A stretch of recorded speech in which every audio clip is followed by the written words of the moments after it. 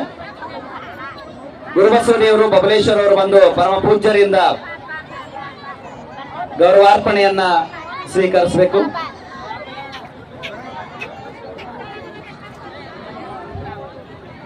ಕಳೆದ 21 ದಿನಗಳಿಂದ ಈ ಬಸವ ಪುರಾಣದ ಮಹಾವೇದಿಕೆ ಒಳಗಡೆ ಸಂಗೀತದ ಸೇವೆಯೊಂದಿಗೆ ಪರಮ ಪೂಜ್ಯ ಶ್ರೀಮನ್ನಿರಂಜನ ಪ್ರಣವ ಸ್ವರೂಪ ಕುಮಾರ ವಿರೂಪಾಕ್ಷ ಮಹಾಸ್ವಾಮಿಗಳವರ ಭವ್ಯ ಸೇವೆಯಲ್ಲಿ ನಿರತರಾಗಿರುವ ಸೇವಾಮೂರ್ತಿಗಳಾಗಿರುವ ಪರಮ ಪೂಜ್ಯ ಪ್ರಭುದೇವರವರು ಬಂದು ಪರಮ ಪೂಜ್ಯರಿಂದ ಗೌರವ ಶಿರಕ್ಷೆಯನ್ನು ಪಡೆದುಕೊಳ್ಳಬೇಕು ಅಂತ ತಮ್ಮಲ್ಲಿ ವಿನಂತಿಸಿಕೊಳ್ಳುತ್ತಿದ್ದೇವೆ.